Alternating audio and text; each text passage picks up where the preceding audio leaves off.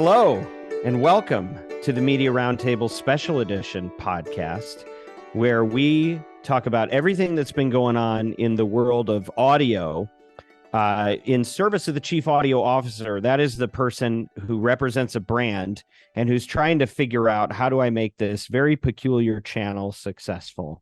And so we try to talk about what's new in the world that will help them do that job better. It's a narrow lane, but an important one. And as the chief audio officer goes, so goes a very large industry that represents about 20% of a consumer's time.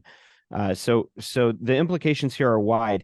It's been a crazy year in 2023, and I know we've been saying what a crazy year every year, particularly since 2020, but things seem to not slow down, even though it's been what we might call post-COVID for the last 12 months. A lot has been happening, a lot has been changing, and some of the changes that happened in the years prior, we kind of started to see the boomerang effect of many of those changes. So we're taking a lot of time this month just to recap and to look at what were the big stories that happened over the year, and remembering what has occurred and how that's going to be important going into the future, because the industry is very much at a crossroads on many fronts right now.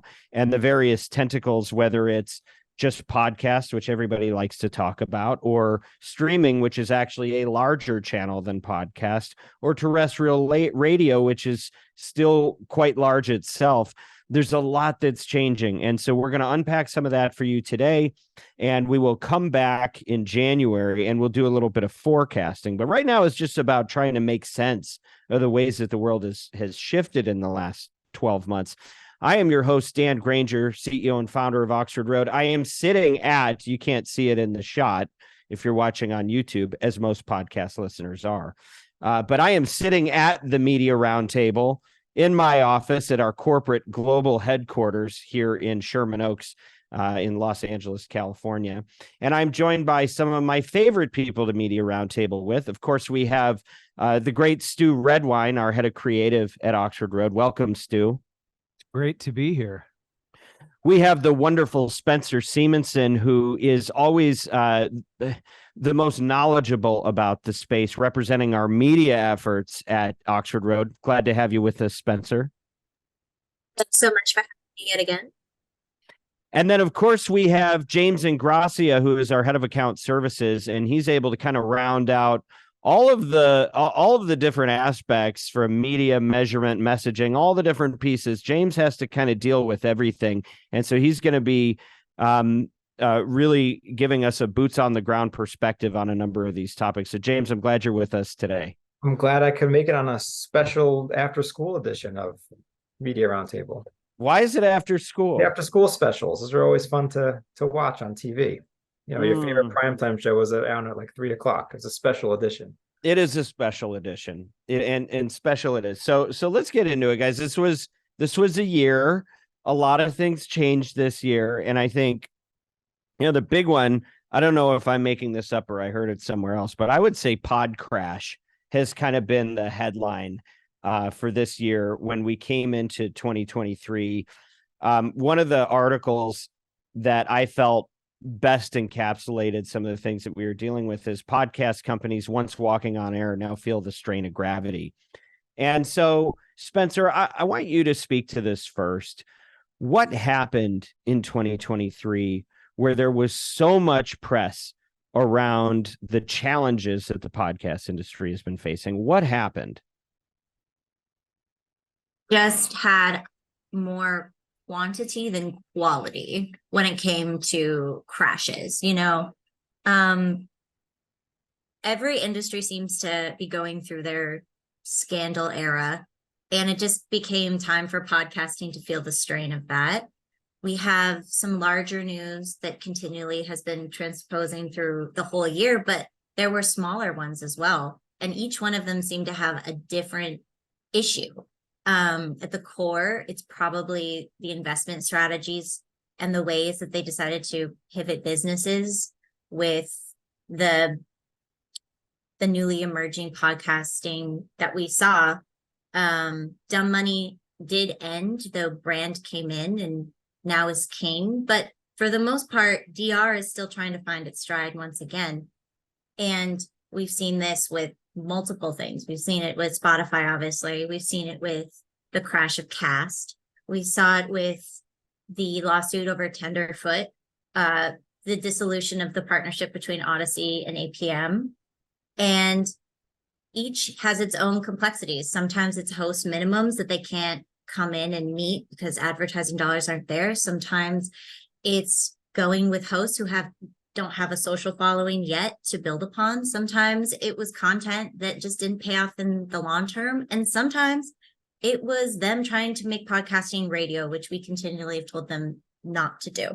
So, I mean, there's a lot of things to pick apart. I would love to hear what James has to say about it, honestly, because there's a lot of fertile soil there. I think you touched on something. And one of the things that, there's been a few really big bets in talent over the last year, some pretty big names like Meghan Markle, even Michelle and Barack Obama, like got podcasts, and they don't anymore because they didn't work. Now, I think that just goes to show that maybe someone thinking was if someone was popular in the news or was notorious for, just being a headline attractor, doesn't mean if you put a microphone in front of them, it's going to just work and people are going to flock to that podcast, as I think we saw time and time again. So I do think that those have subsided. You don't see too many really big deals going on anymore. However, I don't think that it's all necessarily bad. You have to be good at podcasting in order to have a good following, to have it last more than just 2 or 3 episodes. I mean, look at the Kelsey brothers. Even before this year's headlines they were in, they had a really good podcast last year that a few of our clients got involved in. And even this year, it's one of the podcasts I listen to. They are actually great podcasters. They're not just sports celebrities. And so I think you have to have that passion that you're going to carve out hours a week as a podcast host to prep, record, edit, have guests on, and actually make and care about your podcast. And if you do that, the followers will come and the listeners will come, versus people who are just being paid to podcast. That's actually an interesting point too, because a lot of articles came out after or during the strike. And we saw a lot of people being like, celebrities are going to come back into podcasting because they don't have the money from their projects anymore. And it's going to be just like COVID again. And all these people are going to come in. But I feel like for the most part, we really didn't see that as much as we did in like 2020, 2021, because I think that the networks through osmosis have learned that that's just not the way to do it. And that if somebody comes in short term and doesn't actually care about the content, it's not going to sell long term. So they don't even really try. I say this too, is like Wiser With Me, Julia Louis-Dreyfus just won like best podcast through Lemonada. But though there are those examples here and there, we really didn't see that as much. And I think we won't, not to talk about 2024, but we might see it in 2024, but I don't think so.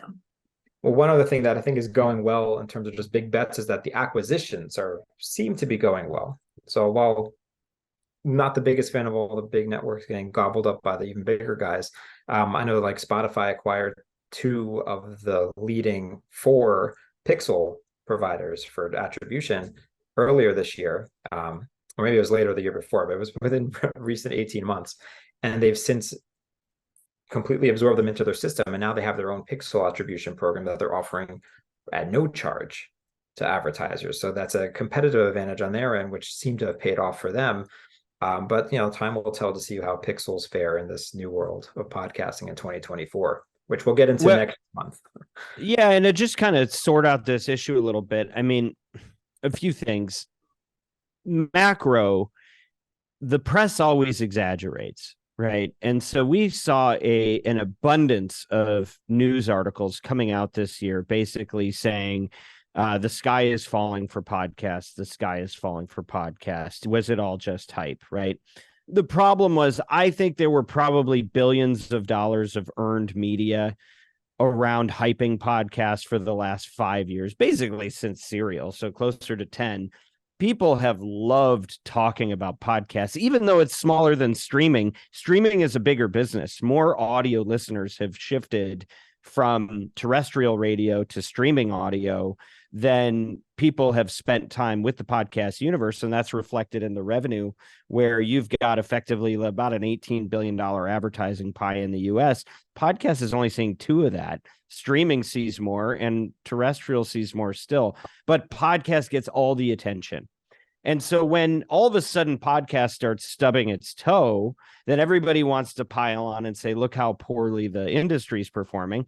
But I think we're kind of a victim of the hype cycle that was promoting it and helping it propel itself forward, that I also think fueled some of these lousy deals where everybody was overpaying for this asset and that. Now, I think some of the things that you guys are speaking to is really helpful, because what we're talking about is really which were the bets that like we're in a bit of a correction in the marketplace generally, and how much of this is just affecting the industry like everybody else, and how much of it were just bad bets, just dumb things that were happening that really didn't belong here to begin with. So, for example, you talk about the tech that Spotify purchased. Well, when they bought Pod Sites and Chartable for, whatever it was, $100 million or something thereabout, did those deals, were those good deals for Spotify? And if so, would they be giving it away for free right now? Or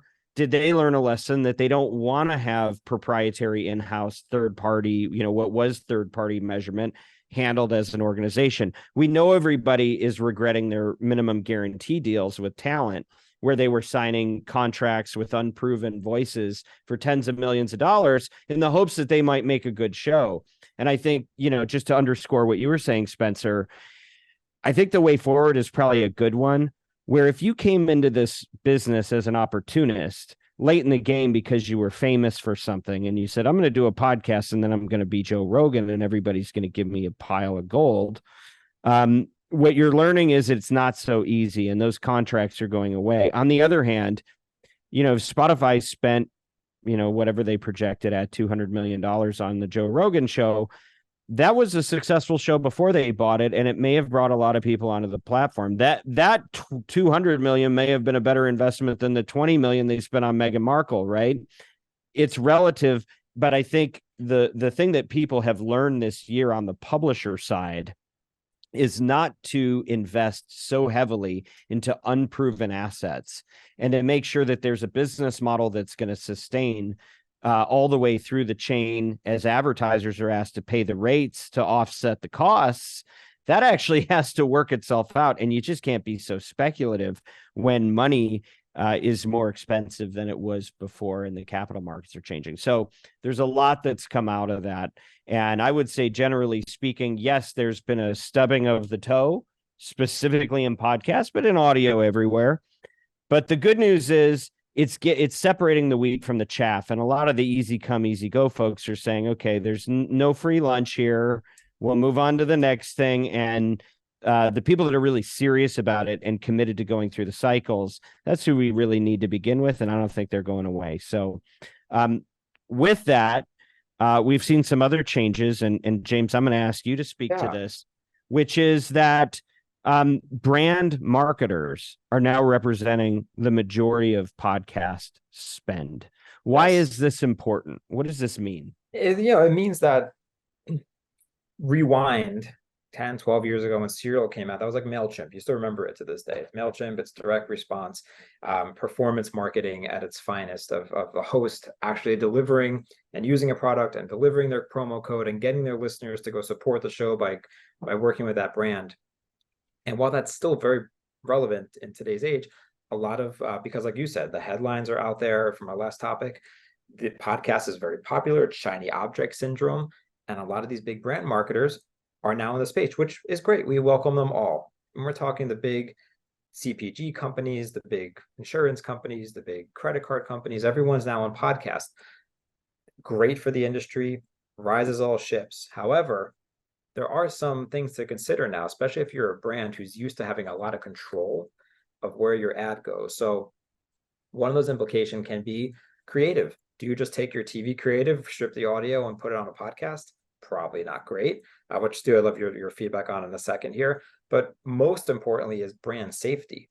So you know what you're getting when you're buying a primetime sitcom on TV, or you know what you're getting when you're buying a website with a banner ad on it, or even a social media site. You can really have those parameters in there. But with podcasting, as we've learned a few times this year for our own clients, you never know what guest might appear on a podcast you're advertising, what might be in the news that day that they may cover that they don't normally cover on a normal episode. And all of a sudden now your brand may be in the middle of a brand safety controversy. So I think that's a really interesting topic we might want to dig into here. And Stu, I'd love to learn your thoughts on creative and brand safety and for big brand advertisers. Yeah, when I think of the creative piece, I mean, the magic of podcasts since the beginning has been the intimacy of it, right? And that extends to the advertisers with those host-read ads. That's like what has made podcast. But like every week I listen to the latest advertisers, the top advertisers in podcasting, and you're hearing the breaks, they're getting longer. There are more ads in the breaks. And to your point, it's creatives getting ported over. What it sounds like is just radio creative or the streaming creative is just getting ported over into these more cluttered ad breaks. But at the same time, like audio is having so much attention right now, and AI is sort of working against the very nature of the thing. But Dentsu did this study earlier this year. There's been increasingly more studies that are coming out on the efficacy of audio and just how powerful it is. And in that study, they saw that 41% of audio ads generated correct brand recall, which is better than their norm. The average impact on choice metrics was a positive 10% compared to the 6% norm. And audio ads produce more attentive seconds than other medium. But when you're stacking that up in the intimacy that is inherent in podcasts, what I'm concerned about is something Paul Rismandel over at Signal Hill Insights, he pointed out in response to this very study, is that a podcast ad, a host-read podcast ad doesn't have to earn your attention, right? Especially when they weave it in seamlessly into the content. They've earned that audience. They have that connection. They've used the product, hopefully, and they connect it right into the advertisement, right? It's seamless. It's perfect. It's beautiful. It's what we want. It's what we all want.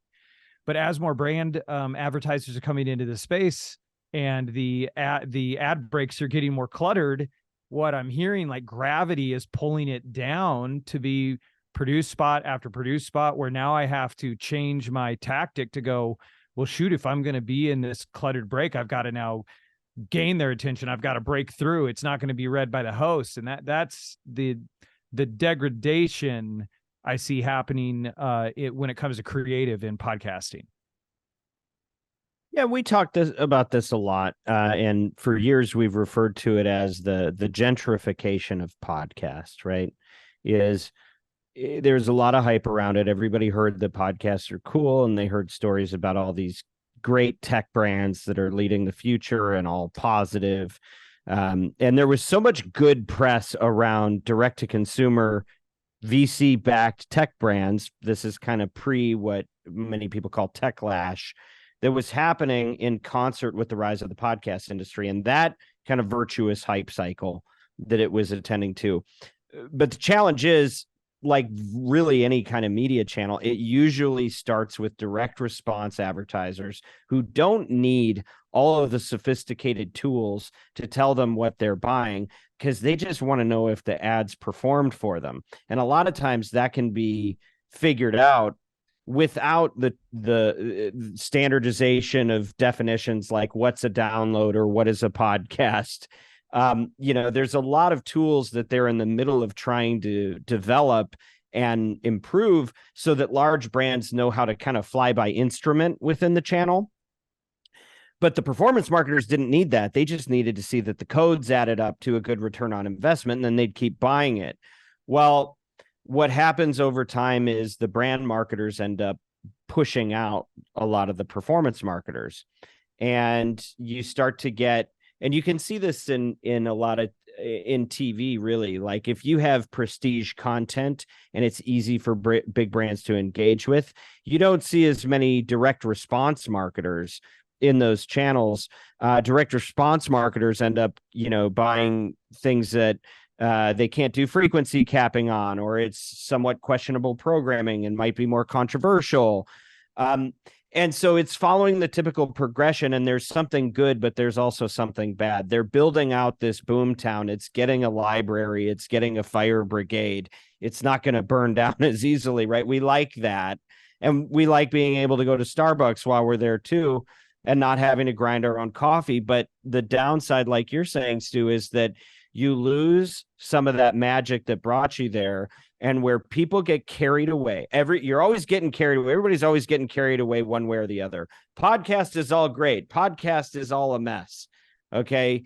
The invasion of these brand marketers is great because it does lift all boats from the standpoint of you can build more infrastructure and make it easier to operate within the channel. But the downside is it depersonalizes. And when you try to make something that is personal too efficient, you lose something in that. And we know that. We know that because we're a service-based business. And let me tell you something. We could automate 99% of what we do. And if you didn't have a human being as a Sherpa, kind of walking you through the nuance and helping you trust via a human being that you know and have a relationship with, it's a lot harder to trust the tools because the tools have their own set of problems. And with that, I kind of want to transition to another topic, which is the chief audio officer. This is where, look, at Oxford Road, we do shows like this where we give you our take on the news and why it matters to you. But we want to be more than just people that sit on the sidelines and give commentary. We want to increasingly be a force that shapes the industry. We believe that we have a duty to help lead this industry and keep it sustainable. And give it what it needs when it needs things. And we've done that with things like brand safety, but we did something new this year that I think had an impact on the industry and will have an increasing impact on the industry. And that is, we started making noise about the importance of having a specialized role for people who manage it, whether it's on the agency side or whether it's on the brand side, whether you're a small direct response brand or whether you're a large global brand. You need somebody that speaks audio because audio is its own unique language. It has shades of digital, shades of influencer, shades of traditional media. It is all of them and it is none of them. And so if your job is to make your brand successful in a way that you can actually see, feel, measure, you're going to need some help and you're going to need a nuanced approach. What happens when a big brand comes into the channel is they don't have this knowledge and they think, well, I can just treat this the way I treat TV or the way that I treat social or digital. And they throw somebody at it who's ill-equipped, hasn't really had an education, because where do you even get an education on this sort of thing? And they don't get the results that they could. And a lot of money is wasted and a lot of opportunity is lost. So what we did is we put out a white paper. And we started holding some events this year around this concept that everybody needs a chief audio officer. It doesn't matter what their actual title is. They're not going to have the title chief audio officer, but you need to identify somebody that's responsible for the success of a channel. And we know from the business that we operate that radical ownership is the way to success. Having somebody that is truly, they've got their neck on the line for something, it matters. And we started bringing these folks together to collaborate and go, okay, how are you dealing with, Pixelgeddon? How are you dealing with surveys and the diminishing use of promo codes? How are you guys dealing with the changes in the landscape and dealing with hosts and frequency capping and all these different, very nuanced, very audio specific issues that you have to face as a marketer? Getting people together to be able to talk about that, because the conferences aren't doing it. The upfronts aren't doing it. The general marketing conferences, people aren't learning anything, and there's not a lot of published literature. There's just a lot of sales collateral. And so we started trying to address that by having a consortium where brands can come together and not be pitched by us or anybody else, but just collaborate and exchange best practices. And I expect that this movement of shared knowledge and shared expertise and shared resources and relationships between people that are dedicated to this channel, the more of that we see, and we saw major milestones this year, the more sustainable the industry is going to be. Because right now, brands don't really have a direct line to publishers to tell them what they need and what's going well and what's not going well. And through these collaborations, we're able to help facilitate some of that conversation that I think is going to be good for the industry, and we're going to be able to continue to help shape it in that way. Anything else you guys want to share on the notion of the chief audio officer? I would like to add just one thing that I, as leading up our client service here at Oxford Road, I'm constantly in contact with all of our clients. I just sent out a quick end of year just contact refresh form and asked some questions about podcasts people listen to, newsletters they subscribe to, etc. And two of our clients noted that CAO events are events that they would never miss regularly. So look at that. We started something this year and people are looking forward to next year's event. So I thought that was very good to see. We do a lot of experimentation at Oxford Road. We throw a lot of stuff at the wall and we do different initiatives. And this whole thesis around chief audio officer and bringing people together so they could learn from each other, we didn't know if that was going to resonate. We did our first meetup in New York in April, and it was really just a proof of concept. We had no idea what a vein this was tapping because people just don't have anywhere to go to get direction objectively on this. And, we all have our biases, but when you bring a bunch of people together to just talk shop and not talk about what they want you to purchase, amazing things can happen. So I'm glad to see that the market's validating that. I think we've felt that, and I'm just glad, the business benefits will be there, but I'm glad that this forum now exists for the sake of the industry. So, all right, let's keep moving. Spencer, a lot of people have noted as they're highlighting the struggles of audio, that there's a fraud problem.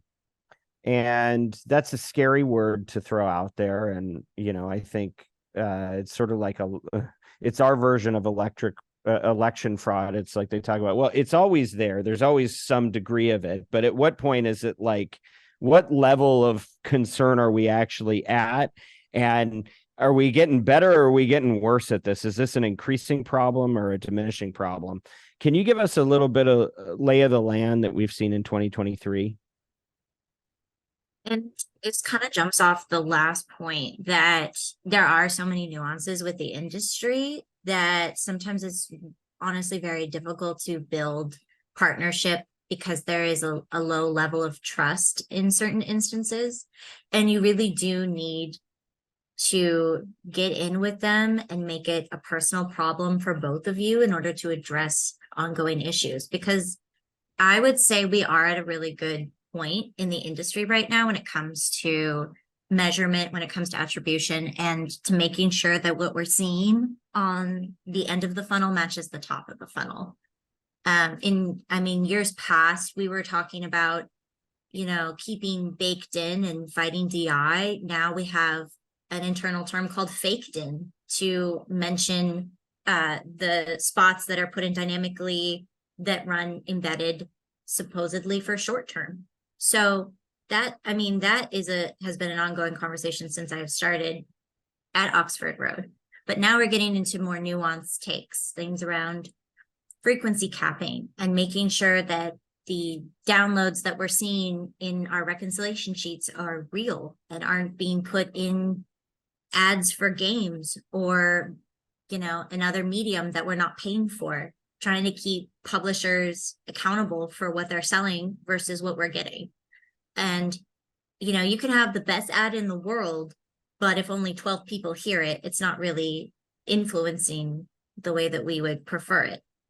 I think partially some of the reasons that we're seeing issues are with networks folding or comeuppances in the news is partially because of this issue. We at Oxford Road are working diligently with Podscribe specifically to work through the end of the campaigns, figuring out where the impressions ran geographically, with what listeners, how many listeners, etc. But once we're all on the same page and speaking the same lexicon, I think we'll continue to improve. I wouldn't say how long do you think that's going to take? That is the question and you posed it to me. You did pose it to me. I don't think we're on red alert right now. I think we're getting better and better, and we're going to continue getting better and better in 2024. I think we have to.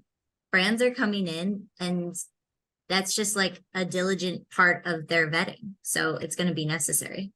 Well, yeah, I mean, the standardization, and, we had a nice talk with Steve Goldstein a couple of weeks ago about, last week, actually, what is a podcast? Where do we draw those lines? What's a download? We're still trying to sort these things out, right? And it's, does it ever get solved? I don't know. We have, I think we've had to deal with a lot of this with platforms, just in other types of media that we consume, right? Like, what's a default app? Can I get Amazon Prime on my Apple TV? And do these systems even talk to each other, right? And everybody has slightly different interests, which make it hard to consolidate. And the fact that there really isn't an official group that leads the industry, I think, has been challenging as well. The more engaged and vocal that the chief audio officers get, I think they're at the top of the pyramid. And when they decide the way that they want it, I think everybody's going to get in line. But I think it has to probably come from the demand side, rather than the publishers getting together and going, well, this is how we want you guys to take it. It's like, well, maybe if that's how they want it, but they're the customer, they need to pick. I want to step back a little bit though, Spencer, and stay on this issue. But so 12 months ago, when we were wrapping up 2022, what was fraud in those days? And what is fraud today? Like, what are the typical use cases? You don't have to call anybody out specifically, but like, how has the issue evolved when we're thinking about it? A year ago, I would say it was pretty much what download is going to where, and is it actually the downloads that we're paying for it? Now I think it's a more nuanced set of subjects that we have to start with from the outset. It's things like frequency capping. It's things like Rangio. It's things like high concentration. And we have the tools to start working through that in the future. But to your point, yes, it has to be CAO down, because they're the ones who are going to say, hey, I'm not going to pay for this if it runs incorrectly in the future. We don't have that authority right now. We need that for 2024. So fraud is evolving, and without just being alarmist about it, it's like a lot of this I think we can chalk up to growing pains in the industry and trying to take something analog and make it digital. It's not a straight, nobody flips a switch on this. This is not a simple thing, and it's going to take us potentially decades to iron some of the basics out. Hopefully we can make that happen a little bit sooner, but it's going to take time. But clearly I think, my perspective on the fraud issue is that it's less about worrying about like devious people trying to take advantage of you right now. And it's more about the fact that people don't know what they don't know about how inaccurately some of these campaigns are running according to what was ordered. And no, there isn't a straightforward way to get the intelligence to know where the gaps are so they can even know what to prioritize fixing. And then there need to be technical solutions to fix them. So we're still at a very murky stage, and it's probably a lot murkier than so many of these brands that are coming into the space even appreciate. So that's thanks for catching us up on that one, Spencer. James, I want to switch to you. Yeah. Because we can't talk about 2023 without talking about YouTube. What happened with YouTube this year, and how is that impacting marketers in this business? Just like we talk about podcasts becoming radio on stop sets and brand advertisers, I think YouTube is becoming podcasts, or podcasts are becoming YouTube, whichever side of the coin you sit on this is becoming really interesting. I mean, just last month or a few weeks ago, actually this month, earlier this month, Cumulus Media and Signal Hill put out a report that showed that YouTube is #1 for podcast discovery. Like, that's incredible for podcast discovery. So I think what's happening is the definition of podcast is definitely evolving and growing. I mean, right over Thanksgiving, my brother-in-law was over for the week, and I asked him what his favorite podcast was, and he said Jay Shetty. And I asked him what he listened on, and he said YouTube.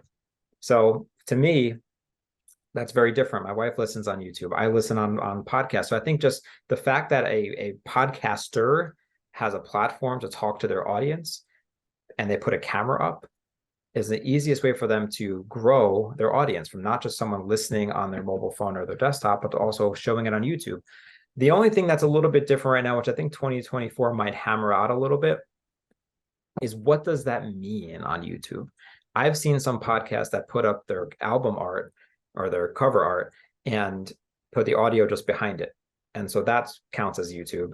And I've also seen some podcasters take a YouTube first approach, meaning that video is what the ultimate do. And they talk about like, oh, if you're listening to this, you may not see what we're holding up here in the studio. And so I think I wouldn't quite call them influencers yet, because I think influencers are different, where they're getting paid and there's like affiliate links and all these other things happening. And an influencer will take a brand and weave them into one piece of content that they have as part of a bigger strategy that they have. YouTuber and influencer in terms of podcasting is just doing their show on podcast. They're almost rivaling TV. People now at night will probably sit on their phone or their iPad or tablet and watch influencers on YouTube versus watching TV that's right in front of them. So I think that's a really, really big opportunity for brands to take part in. And we're coaching a lot of our clients to think about them somewhat first. If you're more of a direct to consumer brand, you can showcase a product and how it works. I think it's really opening up a new chapter in podcasting. Stu, do you have anything to add on creative in YouTube? Yeah, for sure. I think you bring up a great point on knowing the finished channel that you're going to be in, not just taking stuff from one and applying it across. Like if you've got that simulcast component, or if you've got the YouTube component, you've got the visual component, then how can you work harder with the advertiser to demonstrate the product, to showcase stuff, to give them things that they can wear? A person is not fully persuaded until they consider something demonstrated. So it's such an incredible opportunity when you've got the visual component as well. But that's two ways. You wouldn't want to just take that and then apply that to something that's going to be in just audio. If it's going to be in just audio, then we want to use tools that are going to work for the theater of the mind. But if you've got that visual component, they're not just putting up their show art, but you can actually see the people. How can you leverage that? Because now you're getting both the eyes and the ears engaged as the person is watching or listening to that podcast. Yeah, and anecdotally, there are a lot of nuances with simulcast, just like there is with podcast. It's not, this is YouTube, and then there's the audio off to the side, and that's how we're going to say podcast. And I think that's the way we keep positioning it in the media. Of simulcast can be a lot of different things. It can be 90% video, 10% audio. It can be 70% audio. It can be 30% video. It could be the podcast video on their usual YouTube, but then the audio on an RSS. So it's actually different names for different entities.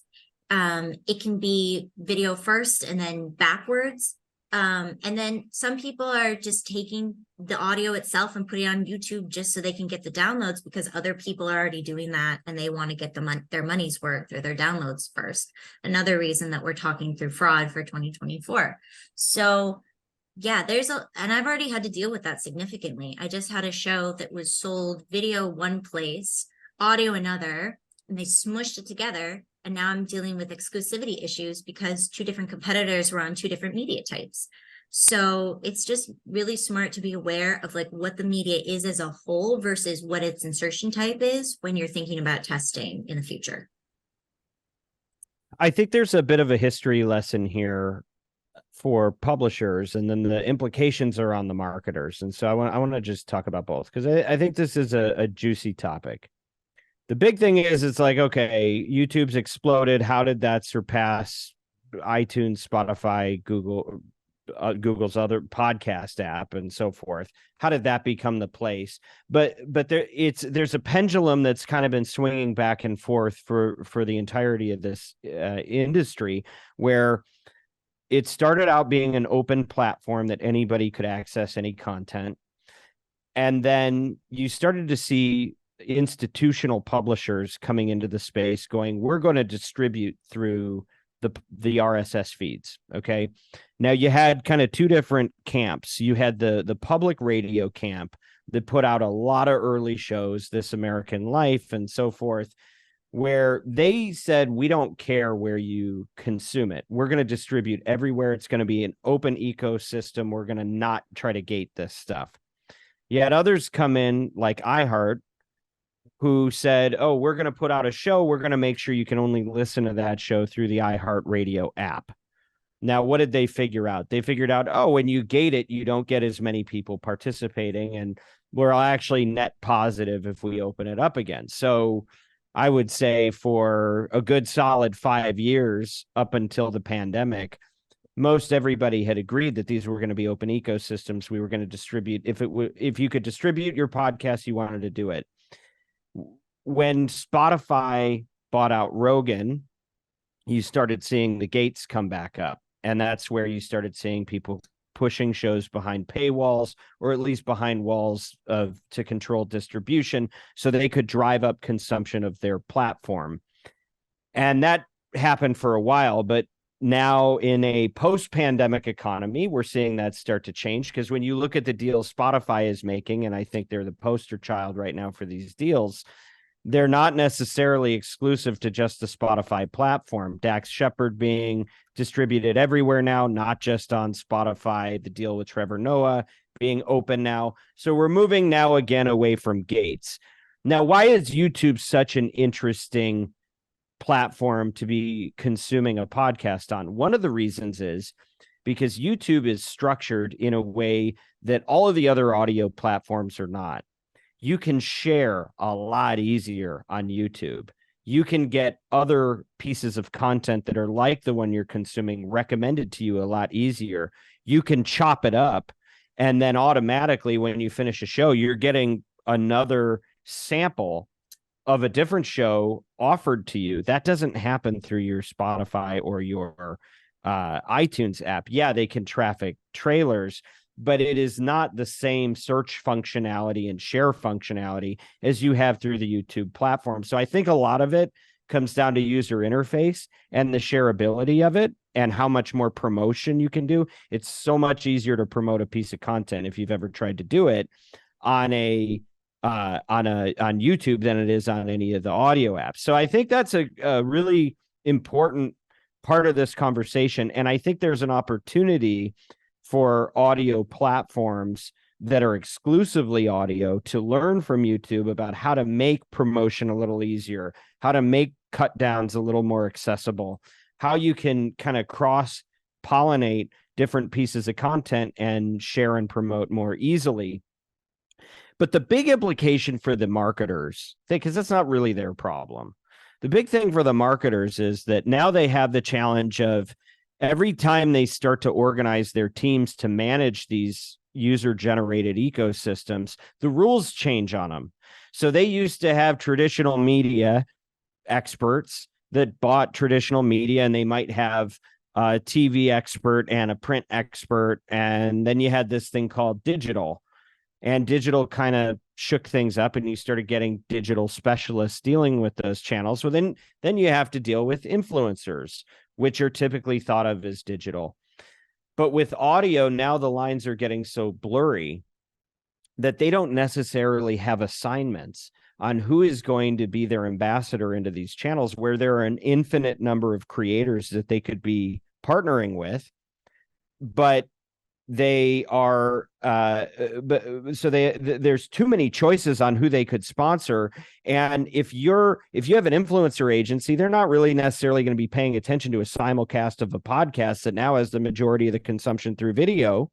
And if you have somebody who's only an audio native, they may be missing out on a lot of the YouTube influencers that are native to that channel, not even to talk about TikTok or Instagram or any of the other platforms. So it's very, very confusing. So just to kind of distill all this and boil it down, and we'll move on. But I would say if you're a marketer and you're trying to figure out how to navigate the complexity of that some podcasts are now on YouTube, and sometimes the consumption is greater on the video feed than the audio feed, I think it's important to be deliberate about who is representing those channels to you, and make sure that you're not missing a big chunk of your potential addressable market by drawing the lane lines too far apart from each other. because you need somebody that's dealing with the content that is audio first, even if it's big on YouTube, and you need somebody that's big on YouTube first, and you probably should let them talk to each other or make sure that you're getting a view on a lot of these channels, because it's not like you can just open up your yellow pages or your directory of syndication networks and paint by numbers. You can't do that anymore. This is chaos, and you need people with terrain knowledge who can surface to you the opportunities that might make sense, but that we don't have clean labeling on yet. So it's very complicated. There's a lot of implications, but the note that I think is a takeaway for brands is make sure you have assignments in who is representing these channels for you, so that you're not missing large swaths of your potential audience. Okay. So let's, I know we're running out of time. We got a couple big topics. Stu, why don't you just give us a little bit of a recap on this year in artificial intelligence? AI has been, big for every industry. What do you think is important in audio?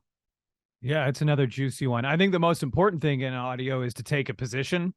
I think 2023 and the years prior, just the warm up on artificial intelligence and the attack of the clones, as I like to talk about it, with the cloning of human voices. Just a quick tour of 3 stories from the year. Business Insider in May, they talked about Bill Simmons, the founder of the Ringer, and the technology that they're working on to be able to train AI with a host voice so that they can do targeted ads, which sounds really cool. I can make this ad customized to you, custom to your geo, and it's the host voice, but is it? Do I need to disclose that? Yes. So how's that going to play out? Then in September, there was a radio station, Live 95.5 in Oregon, that used AI Ashley as a DJ for an entire shift.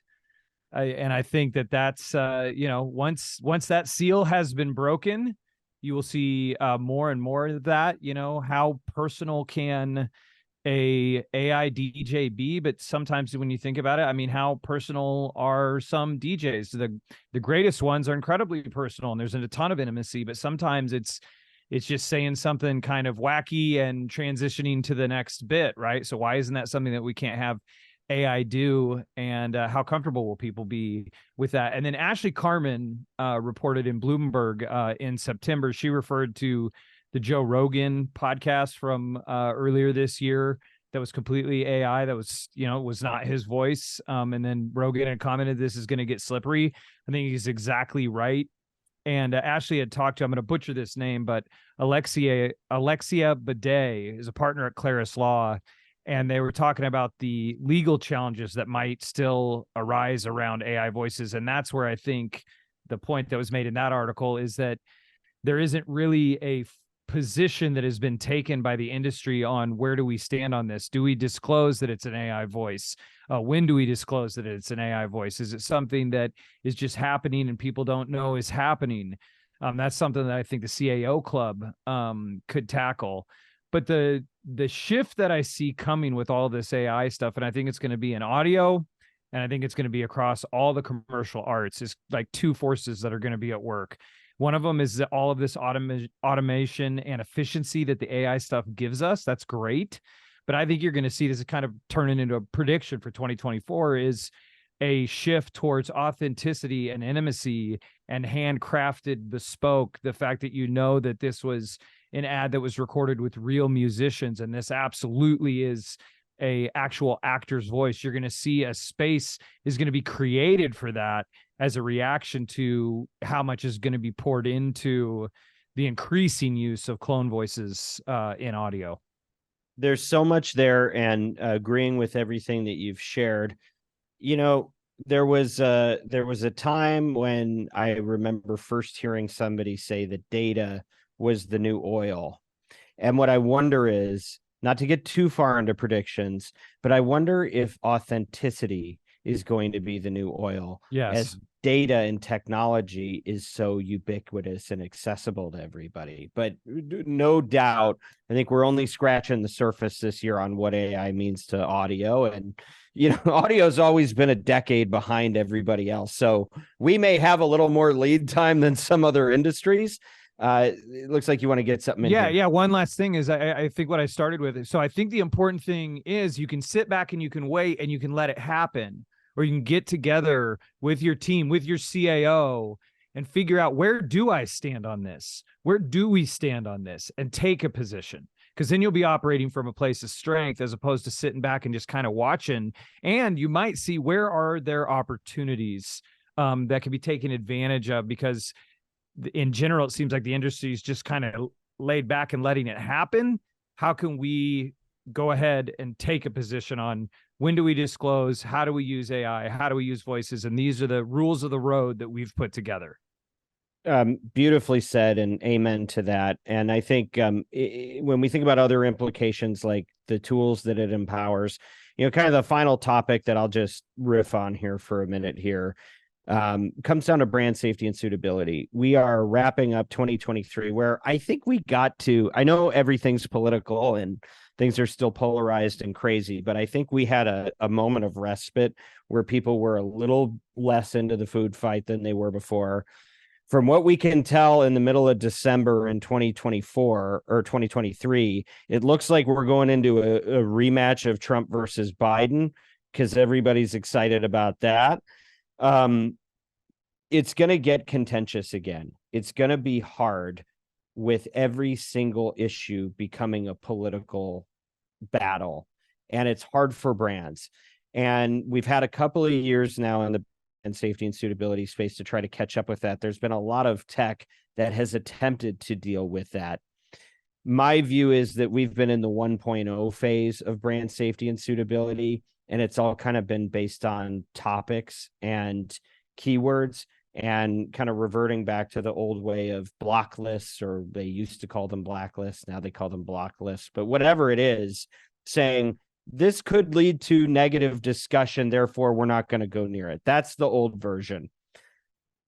One thing that we were a part of this year that I'm really proud of, and I hope is symbolic of where the industry is shifting to, is the release of the civility score, because it was the first real clear and focused attempt to get away from keywords and move toward context and look at the way that people are being treated through speech, rather than just saying, oh, if you talk about this topic or that, it's an unsafe territory for a brand. Responsibility matters. We talk about it every week on this show.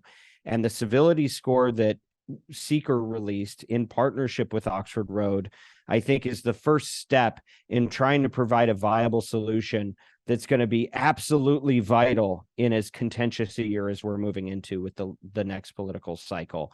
So I think that was a big update. I think AI and tech plays a big part in that. And the better the tech gets, the better it will be at unearthing the nuance of a conversation so that people can make more informed decisions and not such sweeping judgments that are making it unsafe to talk about some of the most important issues in the world.